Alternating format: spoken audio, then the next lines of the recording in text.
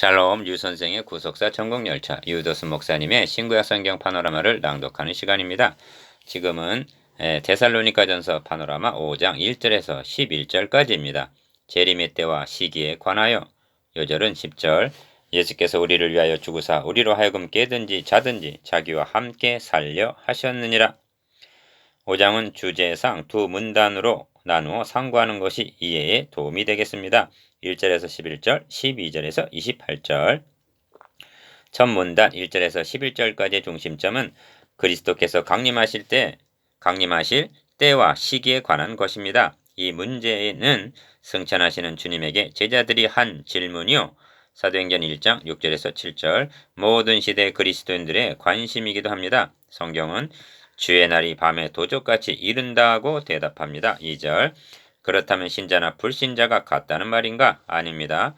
본문단에서 유념해야 할 점은 저희와 3절, 너희 4절, 우리와 다른 이들이라는 6절 인칭 대명사의 변화입니다. 여기에는 분명한 구별이 있습니다.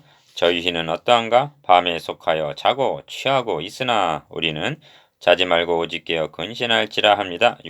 근신할지라 말씀합니다. 6절. 이 구별이 멸망과 3절 구원으로 갈라지게 됩니다. 9절. 이렇게 두 단원으로 나누어 상고하겠습니다. 첫째 단원 1절에서 5절 도적같이 오시리라. 둘째 단원 6절에서 11절 오직 깨어 근신할지라. 첫째 단원 1절에서 5절 도적같이 오시리라. 주의 날이 밤에 도적같이 이를 줄을 너희 자신이 자세히 알미라. 2절 1. 첫째 단원의 중심점은 주 예수의 재림이 도적같이 오시리라는 데 있습니다. 형제들아 때와 시기에 관하여는 합니다. 이러보건대 데살로니가 형제들이 기억 자는 자들에 관하여 4장 13절 니은 때와 시기에 관하여 1절 질문한 것으로 여겨집니다.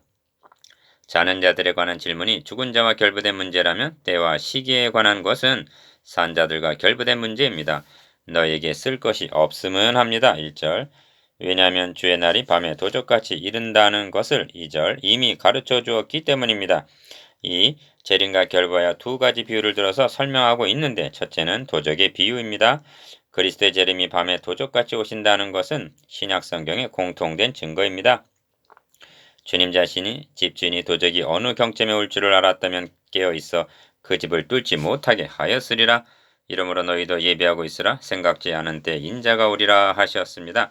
마태복음 24장 43절에서 44절. 심지어 주님은 그 날과 그때는 아무도 모르나 하니 하늘의 천사들도 아들도 모르고 오직 아버지만 아시느니라 하십니다. 마태복음 24장 36절. 베드로 사도도 주의 날이 도적같이 오리니 하였고, 베드로후서 3장 10절. 계시록에서도 보라 내가 도적같이 오리니 누구든지 깨어 자기 옷을 지켜 벌거벗고 다니지 아니하며 자기의 부끄러움을 보이지 아니하는 자가 복이 있도다 합니다. 계시록 16장 15절. 3. 또 하나의 비유는 저희가 평안하다 안전하다 할 그때 잉태된 여자에게 해산 고통이 이른과 같이 멸망이 호련히 저에게 이르니니 결단코 피하지 못하리라 한 3절 해산 비유입니다. 도적과 해산 비유에는 유사점과 차이점이 있습니다. 도적의 침입과 해산의 고통이 갑자기 임하게 된다는 것은 유사점이지만, 도적의 침입은 불확정인 일이지만 잉태된 여자에게 임할 해산의 고통은 확정적인 일이라는 점이 다른 점입니다. 그러므로 해산은 대비하고 기다리게 되는 것입니다. 4. 도적의 침입을 손꼽아 기다리고 있는 사람은 없지만 해산은 소망 중에 기다리게 마련입니다. 그리스도인들은 잉태된 여자의 해산을 기다리고 있는 자들과 같아서 기간이 가까울수록 기대감, 긴장감, 설렘이 고조되어 가기 마련입니다. 그러나 불신자들은 해산, 즉 재림을 부정하면서 저희가 평안하다 안전하다 할 그때 갑자기 멸망이 덮치게 된다는 것입니다. 이에 대한 예표가 홍수 심판입니다. 노아 때와 같이 인자 이맘도 그러하리라.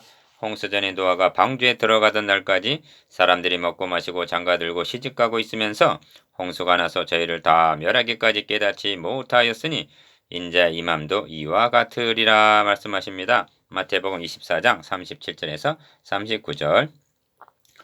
노아는 준비하고 있었으나 저희는 먹고 마시고 있었다는 것이 다른 점입니다. 도적과 해산의 비유. 1. 본문을 관찰해보면 바울은 때와 시기에 관한 답변만을 하고 있는 것이 아니라 신자, 불신자를 대조시켜서 그 차이점을 드러내고 있음을 발견하게 됩니다. 우리는 낮에 속하였으니 합니다. 8절 상반절.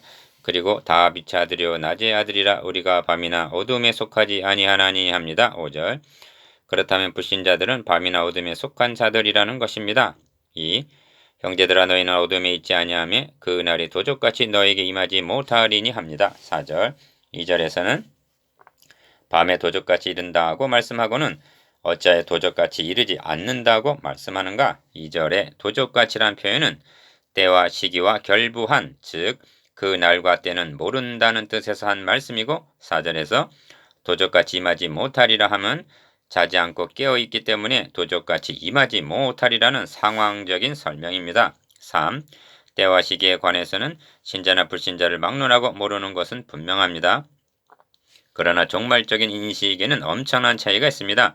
불신자는 주의 날을 인정하지 않고 무시하고 있으나 그리스도인들은 승천하신 주님의 재림이 분명히 있을 것을 믿고 기다리고 있기 때문입니다. 그러므로 2절과 4절 사이에 그리스도의 재림이 잉태된 여자에게 해산고통에 이른과 같이 이르게 되리라는 비유가 끼어 있음은 의미심장합니다. 불신자들은 재림, 해산의 날 자체를 인정하지 않는 반면 그리스도인들은 잉태한 여인처럼 소망의 인내로 기다리고 있기 때문에 도적의 침입과 같은 일이 벌어지지 않으리라는 말씀입니다. 4. 5절에는 빛과 어둠, 낮과 밤이 5절 대조되어 있습니다. 우리가 살아가고 있는 이 시기는 빛과 어둠, 낮과 밤이 공존하고 있는 시기입니다. 말라기 선지자로 예언한 의로운 해가 떠올라서 치료하는 광선을 바라는 말라기 4장 2절. 그런 아침은 이미 왔습니다. 그런데 빛이 세상에 왔을 때 사람들이 자기 행위가 악함으로 빛보다 어둠을 더 사랑한 것이라 합니다. 요한복음 3장 19절. 그런 사람들에게는 이 시기가 여전히 밤인 것입니다. 그리고 5절과 8절에는 속하다는 말이 있는데 모든 사람들은 밤과 낮 중 어느 하나의 영역에 속해 있다는 것입니다. 5. 무엇이처럼 낮에 속한 자와 밤에 속한 자로 갈라지게 하는가? 복음 전파입니다. 우리도 전에는 어둠에 속해 있던 자들입니다. 그가 우리를 흑암의 권세에서 건져내사 그의 사랑의 아들의 나라로 옮기신 것입니다. 골로새서 1장 13절. 그리스도께서 재림하시는 날에는 어두움과 어둠에 속해 있던 자들은 사라지게 되고 영원한 광명만 있게 될 것입니다. 이어 그러므로 그리스도인들은 자신의 변화된 신분, 지위, 위치, 소속에 대한 정체성을 망각하지 않다는 것이 중요합니다. 이를 망각하고 자행자제하는 자들을 향해서 너희 몸은 너희가 하나님께로부터 받은 바 너희 가운데 계신 성령의 전인 줄을 알지 못하느냐 하고 이를 일깨워줍니다. 고린도전서 6장 19절. 그러면 빛에 속한 자와 어둠에 속한 자의 특성이 어떻게 다르게 나타나게 되는가? 둘째 단은 6절에서 11절. 오직 깨어 근신할지라. 그러므로 우리는 다른 이들과 같이 자지 말고 오직 깨어 근신할지라. 6절 1. 둘째 단원의 중심점은 깨어 근신하라는 데 있습니다. 본 단어는 그러므로 하고 시작이 됩니다. 이는 앞에서 말씀한 빛과 어둠, 낮과 밤과 결부시키는 접속사입니다. 자는 자들은 밤에 자고 취하는 자들은 밤에 취하되 합니다. 7절. 이것이 밤에 속한 자의 특성입니다. 낮에 속한 자의 특성은 자지 말고 오직 깨어 근신하라 한 깨어 있는 것입니다. 때와 시기에 관해서는 인간이 관여할 여지가 없습니다. 그러나 주의 강림을 대비하는 일, 즉 잠자고 있을 것인가 아니면 깨어 있을 것인가 근신할 것인가 아니면 취할 것인가 하는 문제는 우리가 해야 할 일입니다. 이 주님께서도 너희는 스스로 조심하라. 그렇지 않으면 방탕함과 술취함과 생활의 염려로 마음이 둔하여지고 뜻밖의 그 날이 덕과 같이 너희에게 임하리라. 이 날은 온 지구상에 거하는 모든 사람에게 임하리라. 이러므로 너희는 장차 올 이 모든 일을 능히 피하고 인자 앞에 서도록 항상 기도하며 깨어 있으라 하십니다. 누가복음 21장 34절에서 36절. 성도들이 대비해야 할 일. 1. 우리는 낮에 속하였으니 근신하여 믿음과 사랑의 흉배를 붙이고 구원의 소망의 투구를 쓰자 합니다. 8절. 이 권면은 데살로니가 형제들에게만 하는 말씀이 아니라 인칭 대명사를 우리라 말씀함으로 바울 자신을 포함한 모든 그리스도인들에게 하는 권면이 됩니다. 바울은 마지막 부분에 이르러 믿음, 사랑, 소망이라는 신앙의 3요소를 다시 거론합니다. 이는 반복이 아니라 여기에는 전진이 있습니다. 1장에서는 믿음의 역사, 사랑의 수고, 소망의 인내를 그리스도인 됨의 표지로 말씀했는데 1장 3절에서 4절 본문에서는 흉배와 투구에 비하여 십자가 군병의 표지로 말씀하는 것입니다. 1장이 거듭난 그리스도인을 말씀함이라면 마지막 장에 이르러서는 무장한 십자가 군병을 말씀함입니다. 무장하지 않은 군인은 굳게 설 수가 없을 뿐만이 아니라 승리할 수가 없기 때문입니다. 다시 강조합니다만 하나님은 우리가 군대기를 기대하십니다. 출애굽한 이스라엘 백성들을 여호와의 군대라고 말씀합니다. 출애굽기 12장 41절 마른 뼈들이 살아 일어날 것을 극히 큰 군대더라 합니다. 에스겔 37장 10절 이스라엘 중 20세 이상으로 싸움에 나갈 만한 모든 자를 너와 아론은 그 군대대로 계수하라 명하십니다. 민수기 1장 3절 여기에는 단계가 있습니다. 기억 태어나야 하고 니은 자라야 하고 디귿 훈련되어야 하고 리을 무장을 해야 합니다. 이것이 20세 이상으로 싸움에 나갈 만한 자 곧 여호와의 군대입니다. 계수에 들지 못한 자도 하나님의 백성들입니다. 그러나 여호와의 군대는 아니었습니다. 바울은 믿음, 사랑, 소망을 십자가 군병들이 구비해야 할 무장으로 보고 있습니다. 3. 그러면 믿음, 사랑, 소망이 어떻게 사탄을 대항하여 싸울 수 있는 무장이 되는가? 기억. 믿음은 하나님의 아들이 우리 죄를 위하여 죽으시고 다시 사심을 믿는 것이요. 니은 사랑은 자기 아들을 아끼지 아니하시고 우리 모든 사람을 위하여 내어주신 하나님의 사랑에 대한 응답이요. 디귿 소망은 또 죽은 자들 가운데서 다시 살리신 그의 아들이 하늘로부터 강림하심을 기다리는 것이기 때문입니다. 1장 10절 4.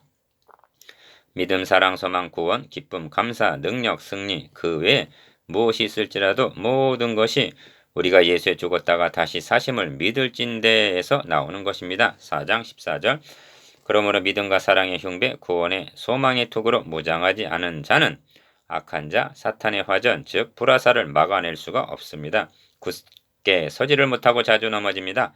이를 믿는 자는 나는 날마다 죽노라고 말합니다. 고린도전서 15장 31절 이를 믿는 자는 어떤 처지와 환경에서도 우리도 믿는 고로 또한 말하노라. 주 예수를 다시 살리시니가 예수와 함께 우리도 다시 살리사 너희와 함께 그 앞에 서게 하실 줄을 아노니 하고 말합니다. 고린도후서 4장 13절에서 14절 이런 사람은 세상이 감당치 못하는 사람입니다. 히브리서 11장 38절 우리도 믿는 고로 말하노라. 1. 그런데 바울은 이내 하나님 우리를 세우심은 노하심에 이르게 하심이 아니요 오직 우리 주 예수 그리스도로 말미암아 구원을 얻게 하신 것이라 말씀합니다. 9절 이렇게 말씀하는 의증이 무엇인가? 믿음과 사랑의 흉배를 붙이고 구원의 소망의 투구를 쓰자 한 것은 사람이 해야 하는 일입니다. 이렇게 말씀하면서 바울은 구원이 마치 인간의 노력으로 되느냐 오해할 것을 염려하여 아니다. 오직 예수 그리스도로 말미암아 구원을 얻게 하신 것이라 말씀합니다. 9절 2. 10절에서는 예수께서 우리를 위하여 죽으사 합니다. 10절 상반절 구원은 오직 우리 주 예수 그리스도로 말미암아 예수께서 우리를 위하여 죽으심으로 가능하여진 것입니다. 그러므로 바울이 꽂고 있는 믿음과 사랑의 흉배, 구원의 소망의 투구, 그리고 에베소서에 등장하는 진리의 허리띠, 의의 흉배, 복음의 신, 믿음의 방패, 구원의 투구, 성령의 검 등은 모두가 복음 진리와 결부된 내용들입니다. 무엇이 죽도록 충성하게 하는가? 계시록 2장 10절 그리스도께서 나를 대신하여 죽어주셨다는 사랑의 강권입니다.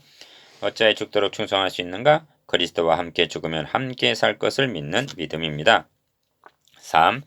복음으로 무장한 군사들은 이렇게 고백합니다. 저가 모든 사람을 대신하여 죽으심은 산자들로 하여금 다시는 저희 자신을 위하여 살지 않고 오직 저희를 대신하여 죽었다가 다시 사신 자를 위하여 살게 하려 함이니라. 고린도후서 5장 15절 우리 중에 누구든지 자기를 위하여 사는 자가 없고 자기를 위하여 죽는 자도 없도다.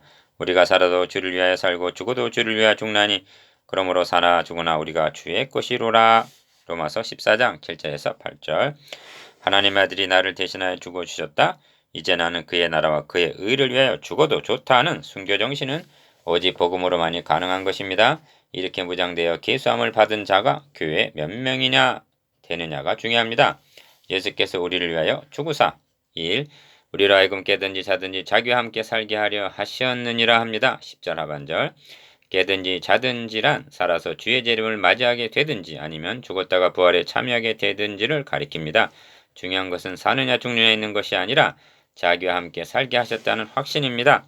함께 산 때가 있었습니다. 그러나 그 함께는 인류의 시조의 범죄로 말미암아 깨어지고 말았습니다.